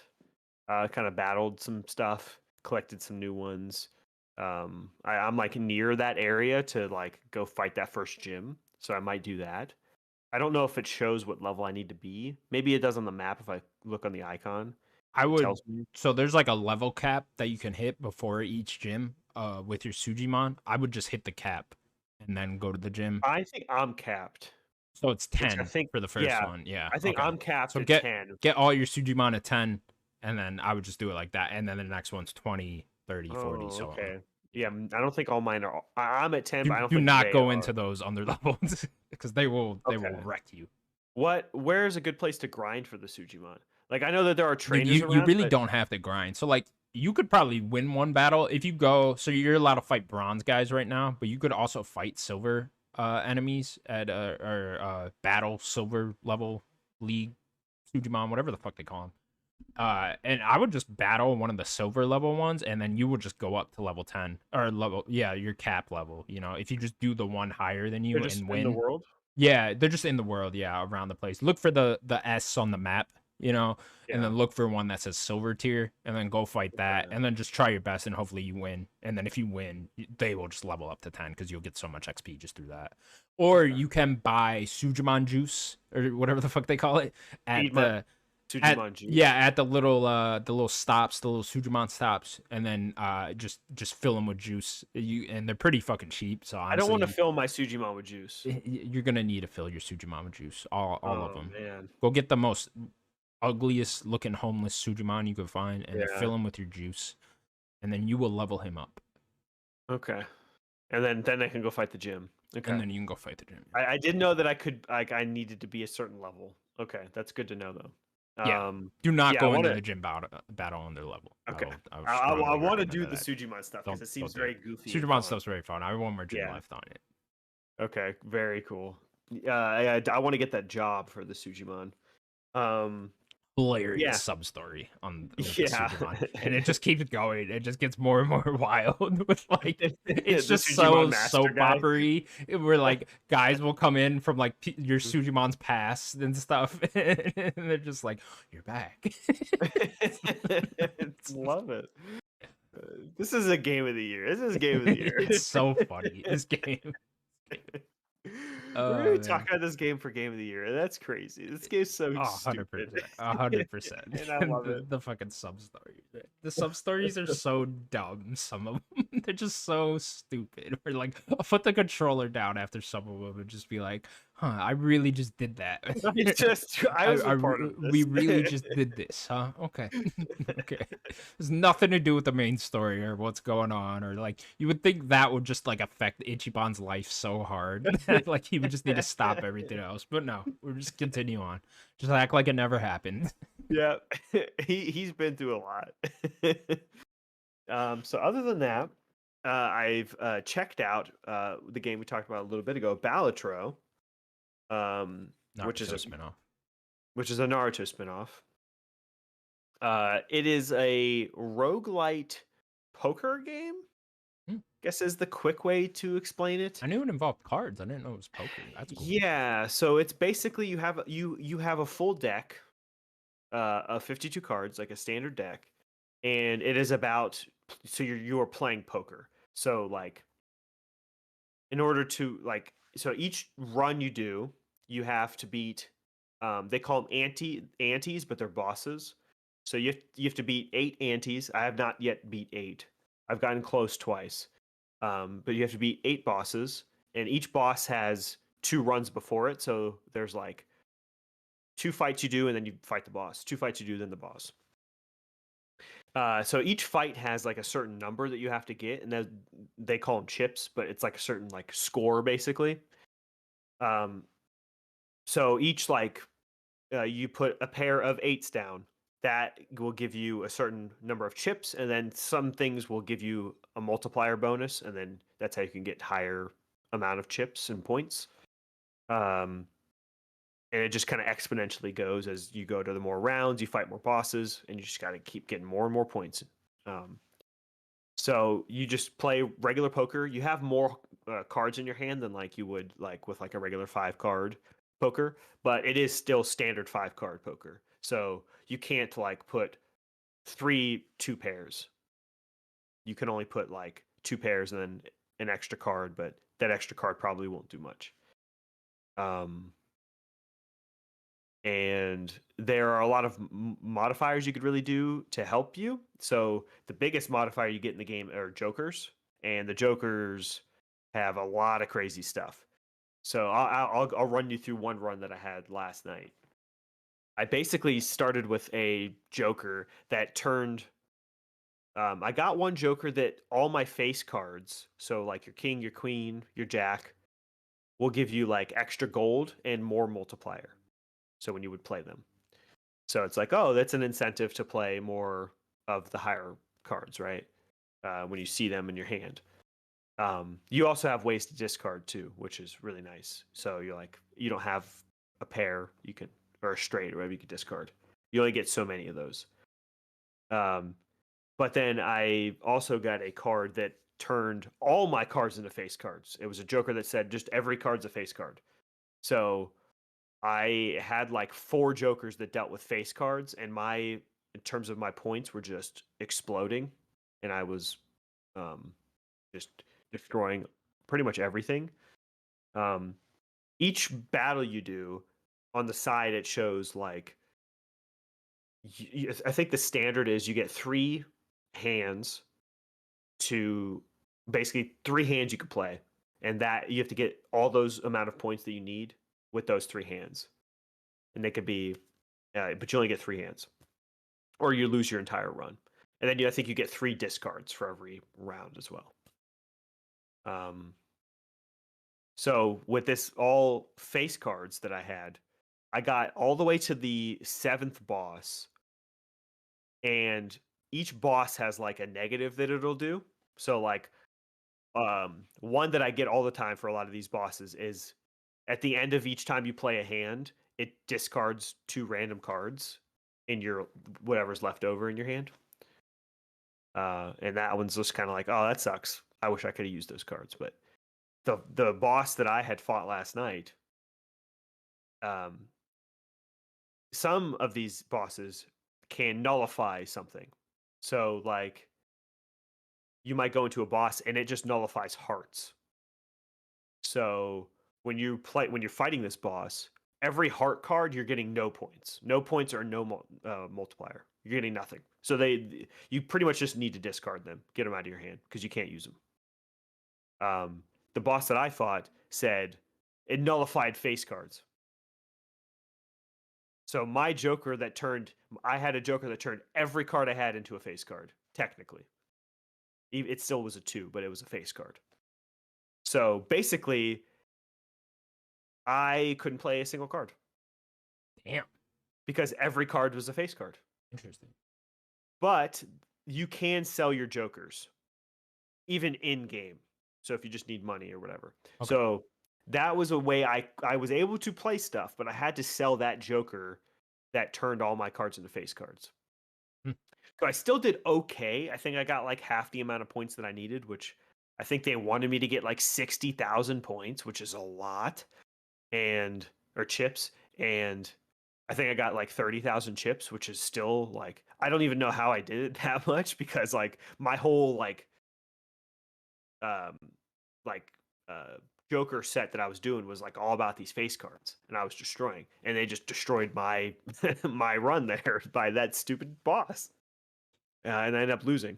You're saying there's like boss fights and stuff. What's like the structure of this game? Like, is there like a little story going on or something? Like, no, not really. Kind of click play, and you just kind of continuously go through opponents. Yeah, there is nothing. There is really no boss. Like, you don't see anything. This game is actually only made by one guy, which is amazing. It's really it's pretty primitive. Like there's not a lot going on. The menus are kind of there. It's just kind of like you just kind of see the boss.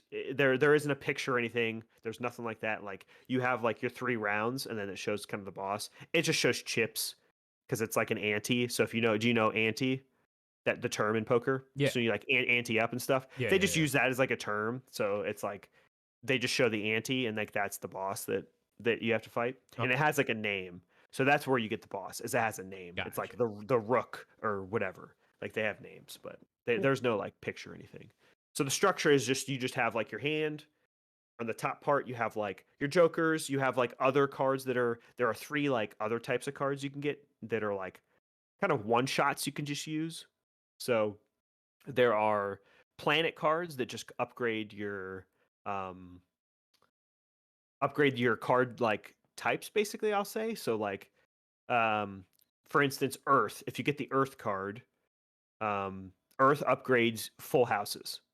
So anytime you get an Earth card, you use your Earth card. It's a permanent upgrade too.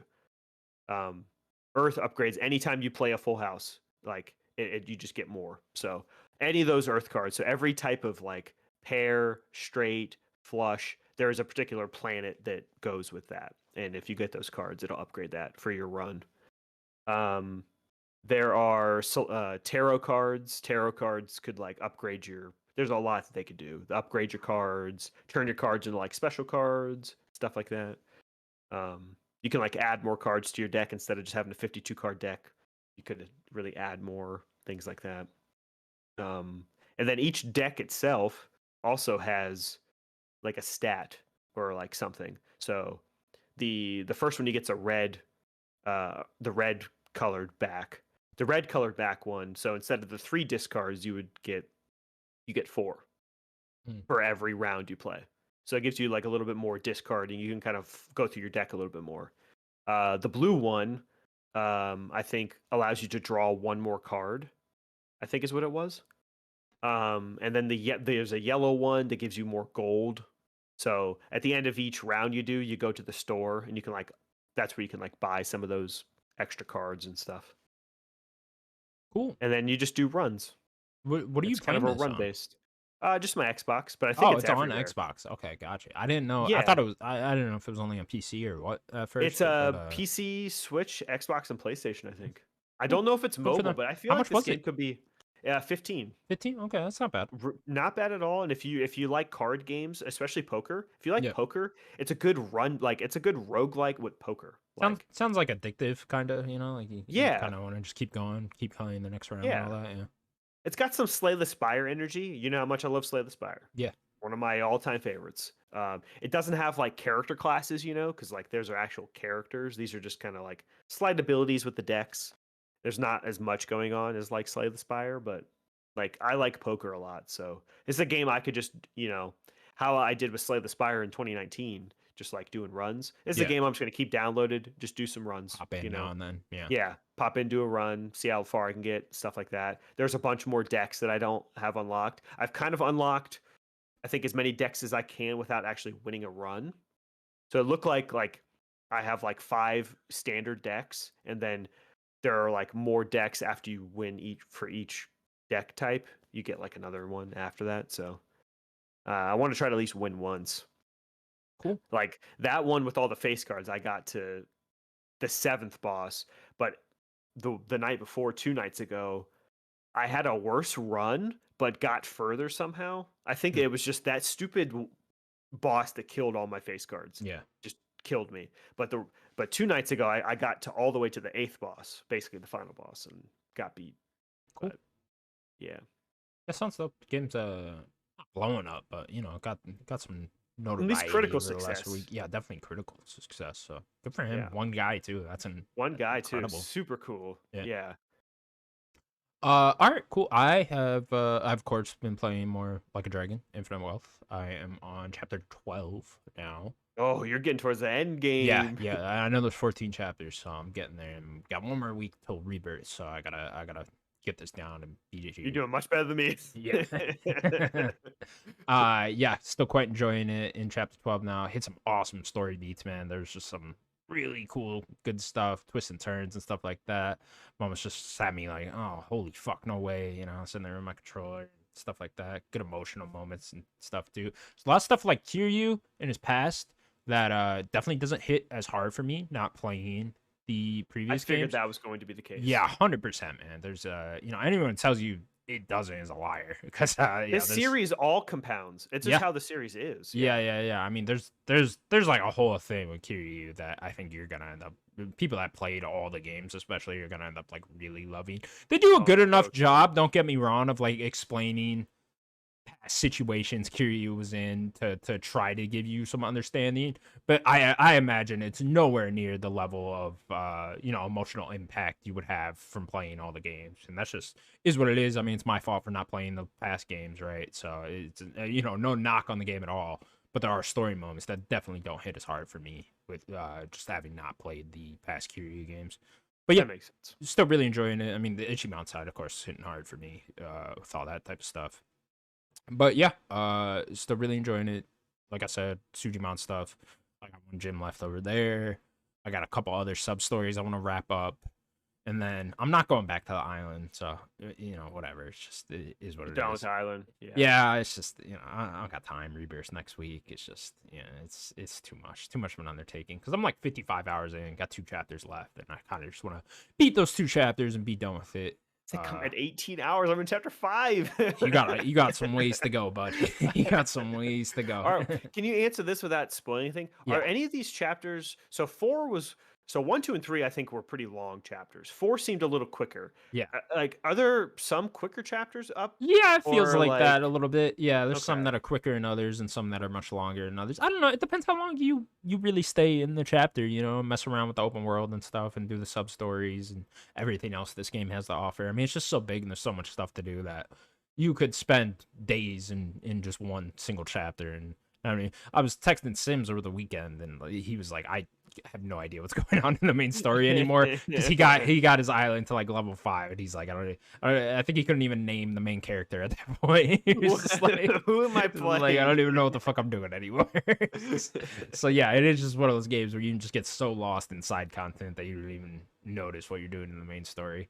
I almost feel like it'd be better to do all the side stuff that you want to do in the first half of the game, because the first half is so slow and tutorial heavy and kind of introducing and laying the groundwork and stuff, and that there's a point where the story really gets going about halfway through, and from that point I would almost say it's better to just continue on with the main story from there, because you have a really nice flow going with that main story, and it'll kind of come together better for you. So I'd almost recommend to people to do every sub story and everything you want to do in the first half. Granted, you won't be the right level, but you don't necessarily need to even have a level for a lot of the sub stories and stuff like that. The Sujimon stuff you kind of do, so you wouldn't be able to do everything like that, but I would kind of recommend do majority of the side stuff you want to do in the first half of the game before the story really kicks off. So what chapter would you say? I kind of don't remember what chapter's what. I would say once you get off the island, and like after the island tutorial, do every sub story that you kind of want to do right around then, and then I would say the main story kind of picks up from there. Would kind of, that's kind of right around the 25-hour mark, so that would be how I recommend playing it, just so you're not breaking up the main story too much. There are a little bit of pacing issues, I would say, with this game. You know, you'll notice them later, but overall, yeah, it's great, and you know, the main story really does kind of come together to where I'm at in the end. The villains in this game are fucking awesome, though. Is this like a Yakuza thing? Like, does it always have great villains? Yeah, they're always crazy. Okay, cool. Because like the villains didn't really stand out to me in the first Like a Dragon. Sometimes they don't hit. Yeah, it's like I think the villain in the first game in 7, or not the first game in 7, Like a Dragon, was that it had a more emotional tie, because like, spoilers, it was his brother. Yeah. Right? So like that had like an emotional tie. I think that's why that one would hit, but like some of them are crazier. Like some of them are like just rivals to like Kiryu and stuff like that. Like the guy in 2 is like, he is also trying to be the dragon in the Yakuza, so he wants to be the only one. So there's stuff like that. Like, yeah, there are like standout villains. There's one guy in particular in this one. You'll know him when you meet him, where I'm just like, this guy's fucking Is it Danny Trejo? It's not Danny Trejo. No, okay. No. I do like Danny Trejo, but I don't know if I like his character all that much. But I do like that it's just Danny Trejo. Like that is funny to me. Every time you see him, I'm just like, oh, this guy's great. So yeah, having a great time with that. And then I also started Penny's Big Breakaway, which came out yesterday. Got shadow dropped on the Nintendo Switch. I only played 3 levels of it. It's out on everything, by the way. I'm playing on PS5, so it's $30, by the way. So that's not too bad. No, not too bad at all. I don't know how long it is or anything. So yeah, I was gonna say, is it feel like it's worth 30? Or? Yeah, I couldn't tell you the length and how many levels there are. I think they said how many levels there were on the direct, if I'm not mistaken, but I can't remember exactly. But I am really loving the game thus far. If you enjoy 3D platformers, I would highly recommend checking it out, at least based off the first 3 levels that I'm playing. Really fun, wacky world, cool setup. The setup's like you're Penny, and you have like this fun little yo-yo, and the yo-yo's alive. It has like a little mouth. I see that in the trailer. Yeah. And so what was it? There's like a performer for the king that like does some like acrobatic performance thing, and the king's having auditions for a new performer, and so you go and you try out for the performer spot, and then your yo-yo eats all the king's clothes. So the king is in his underwear, and he gets very embarrassed, and he sentences Penny to 10,000 years in jail for that. And then so Penny's on the run. So you're a convict and you're on the run. This is not real. This is real. This is the setup to the game. That is the story to this game. Yeah, it's really cool. Like it looks like hand drawn cutscenes almost. You know, it looks like a coloring book kind of when you're in the cutscenes. I really love the graphics in this game. By the way, thus far, it's really colorful. I mean, it looks a little dated, you know. You could tell. I mean, it's not like fucking Astrobot or some shit with like just this amazing looking 3D platformer, but it looks great. I mean, I really like the color palettes to it. The colors really pop and stuff like that. And then yeah, as far as gameplay goes, it's really fun thus far. They kind of give you like everything right away. It's not like one of those games where you're getting new mechanics and new systems. At least thus far, I don't know. Where as the game keeps going, you kind of have everything you would want at your disposal right away, and except for the stuff that you can pick up around the world. There's like certain little abilities that you pick up around the world, but so you kind of like have your yo-yo, and you can like ride around on the yo-yo. You can hold circle, and then she would just start riding on the yo-yo, and that's kind of really fun. You got like your basic double jump, your dash, your swing, and all that. Just some fun like 3D platforming stuff. And what I kind of really like about it is that it's really focused on the actual platforming.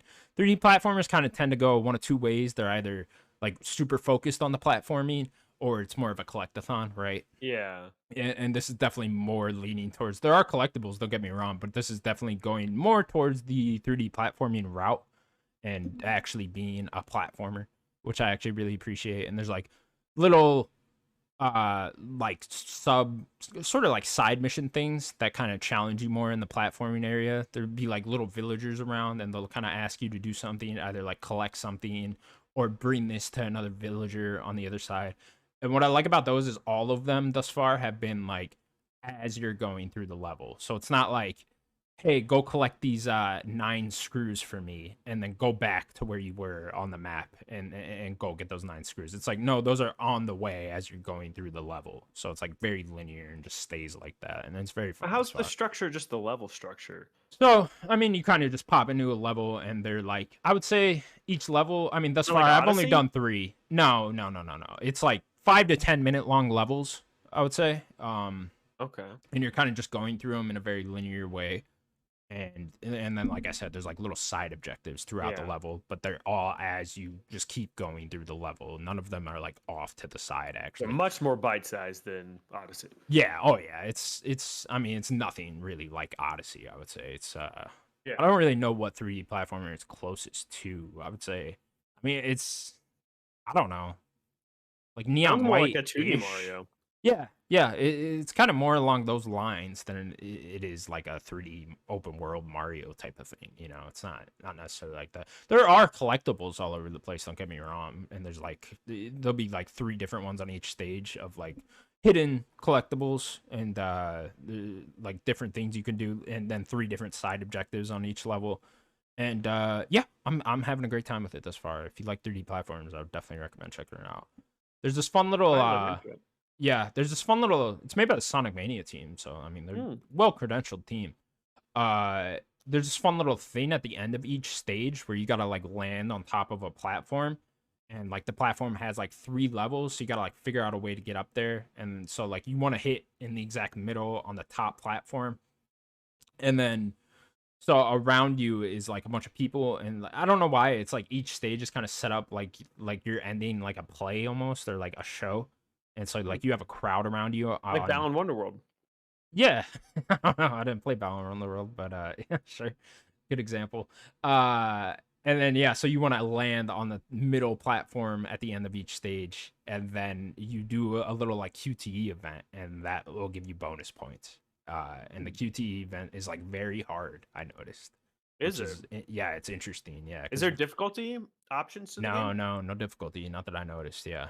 Game runs at 120 FPS too, which is cool. It just automatically switches to that if your TV is capable of that. So that was a very cool touch, I noticed. I'm sure with the platformer that feels good. Yeah, definitely. Going through that. So yeah, really enjoying that game thus far.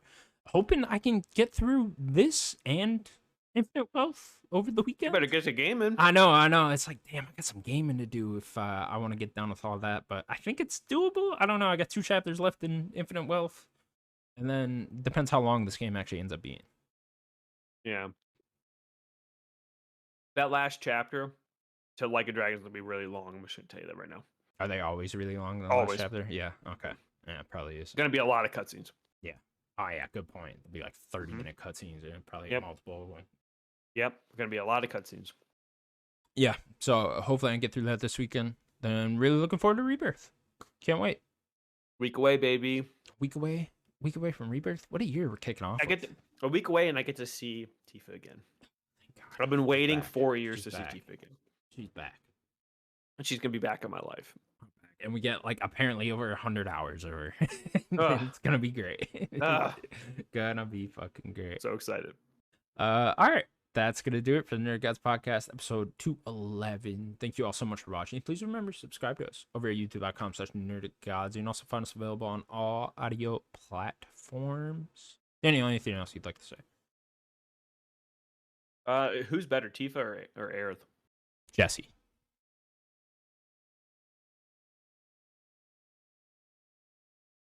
I'll leave you with that. Bye, everybody. Bye, everybody.